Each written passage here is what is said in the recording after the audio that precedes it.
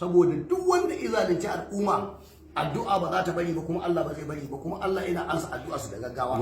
Amma dai zafin kayi wai yakan sa gumi. Ai zafin kaye shine ya jawo wa mutanen jihar Kano wannan abun. Domin kar ka manta jagoran Gwangwasiya ne ya tsaya takarar shugaban kasa na ce ta gangance ya faɗi, sai yake huciya akan mutanen jihar Kano.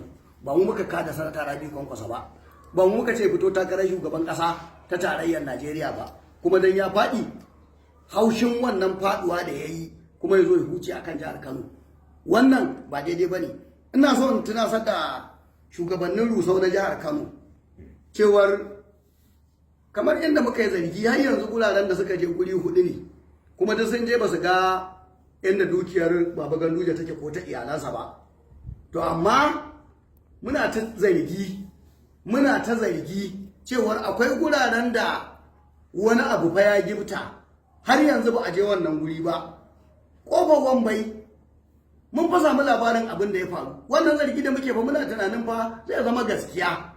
In dai za ka yi abu dan Allah kuma ka zo ka gaya wa mutane, har ma a yau din nan na samu labari suna ƙoƙari tunda sun ga abubuwan da tunda Allah wadai da ake yayi yawa, za su gayyaci matasa sai su saka wani mutum 2 ko 3 a cikin ɗalibai su ce suna goyon bayan wannan rusau. Wannan yaudara ce.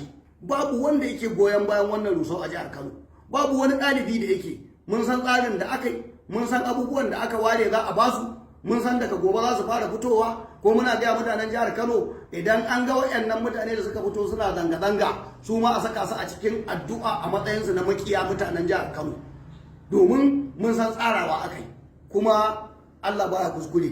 Ƙofar Wambai muna jira a dira, muna jiran a tafi Badala, ita ma mun san abin da ya faru.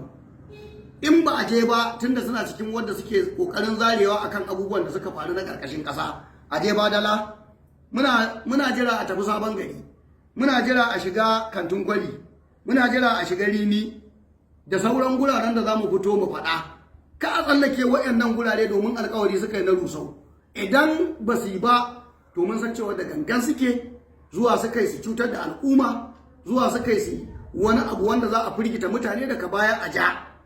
A ƙarshe ina gaya wa mutanen nan cewar duk wanda iga an bashi jan fenti ya tafi kotu, kuma kotun kada ije ta jihar Kano, a tafi akwai Federal High Court a Kano, akwai na gwamnatin tarayya, domin mun samu labari kotu tana zaman kanta.